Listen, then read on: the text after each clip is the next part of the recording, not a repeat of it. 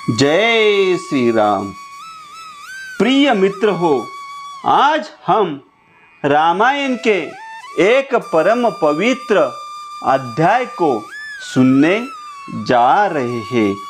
आज हम देखने वाले हैं राजा सगर के पुत्रों की उत्पत्ति तथा यज्ञ की तैयारी। मित्र हो, इस परम पवित्र अध्याय को शुरू करने से पहले कमेंट में जय श्री राम ऐसा लिखकर चैनल को सब्सक्राइब कीजिए। जय श्री राम। विश्वामित्र जी ने मधुर अक्षरों से युक्त वह कथा श्री राम को सुनाकर फिर उनसे दूसरा प्रसंग इस प्रकार कहा। वीर, पहले की बात है, अयोध्या में सगर नाम से प्रसिद्ध एक धर्मात्मा राजा राज्य करते थे। उन्हें कोई पुत्र नहीं था, अतः वे पुत्र प्राप्ति के लिए सदा उत्सुक रहा करते थे। श्री राम विदर्भ राजकुमारी केशिनी राजा सगर की ज्येष्ठ पत्नी थी। वह बड़ी धर्मात्मा और सत्यवादिनी थी। सगर की दूसरी पत्नी का नाम सुमति था। वह अरिष्टनेमी कश्यप की पुत्री तथा गरुड़ की बहन थी। महाराज सगर अपनी उन दोनों पत्नियों के साथ हिमालय पर्वत पर जाकर भृगुप्रस्रवण नामक शिखर पर तपस्या करने लगे। 100 वर्ष पूर्ण होने पर उनकी तपस्या द्वारा प्रसन्न हुए सत्यवादियों में श्रेष्ठ महर्षि भृगु ने राजा सगर को वर दिया। निष्पाप नरेश, तुम्हें बहुत से पुत्रों की प्राप्ति होगी। पुरुष प्रवर, तुम इस संसार में अनुपम कीर्ति प्राप्त करोगे। तात, तुम्हारी एक पत्नी तो एक ही पुत्र को जन्म देगी, जो अपनी वंश परंपरा का विस्तार करने वाला होगा, तथा दूसरी पत्नी 60,000 पुत्रों की जननी होगी। महात्मा भृगु जब इस प्रकार कह रहे थे, उस समय उन दोनों राजकुमारियों ने मतलब रानियों ने उन्हें प्रसन्न करके स्वयं भी अत्यंत आनंदित हो दोनों हाथ जोड़कर पूछा, ब्राह्मण, किस रानी के एक पुत्र होगा और कौन बहुत से पुत्रों की जननी होगी?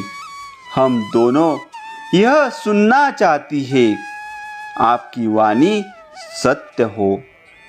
उन दोनों की यह बात सुनकर परम धर्मात्मा भृगु ने उत्तम वाणी में कहा, देवियों, तुम लोग यह अपनी इच्छा प्रकट करो।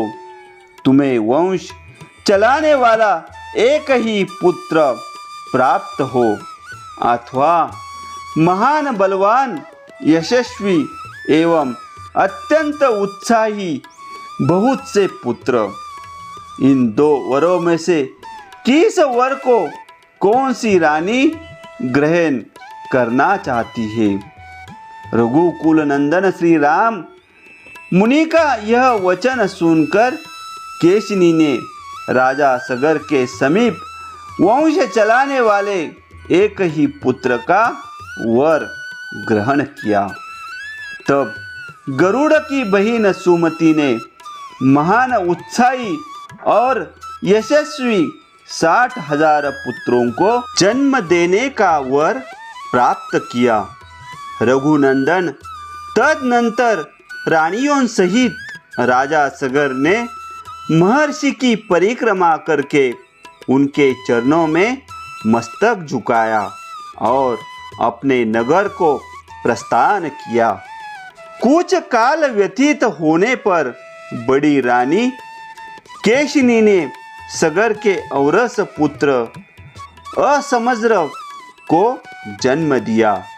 पुरुष सिंह मतलब छोटी रानी सुमति ने तुम्बी के आकार का एक गर्भपिंड उत्पन्न किया। उसको फोड़ने से 60,000 बालक निकले। उन्हें घिसे भरे हुए घड़ों में रखकर धाइयाँ उनका पालन पोषण करने लगी। धीरे धीरे जब बहुत दिन बीत गए तब वे सभी बालक युवावस्था को प्राप्त हुए। इस तरह दीर्घ काल के पश्चात राजा सगर के रूप और युवावस्था से सुशोभित होने वाले 60,000 पुत्र तैयार हो गए। नरश्रेष्ठ रघुनंदन सगर का ज्येष्ठ पुत्र असमज्र नगर के बालकों को पकड़कर सरयू के जल में फेंक देता और जब वे डूबने लगते तब उनकी ओर देखकर हंसा करता। इस प्रकार पापाचार में प्रवृत्त होकर तब वह सत्पुरुषों को पीड़ा देने और नगर निवासियों का अहित करने लगा। तब पिता ने उसे नगर से बाहर निकाल दिया। असमज्र के पुत्र का नाम था अंशुमन। वह बड़ा ही पराक्रमी, सबसे मधुर वचन बोलने वाला तथा सब लोगों को प्रिय था। नरश्रेष्ठ कुछ काल के अंतर महाराज सगर के मन में यह निश्चित विचार हुआ कि मैं यज्ञ करूं। यह दृढ़ निश्चय करके वे वेदवत्ता नरेश अपने उपाध्यायों को साथ यज्ञ करने की तैयारी में लग गए। इस प्रकार रामायण का यह परम पवित्र अध्याय संपन्न हुआ। अगला अध्याय सुनने के लिए चैनल को सब्सक्राइब कीजिए और कमेंट में लिखिए जय श्री राम।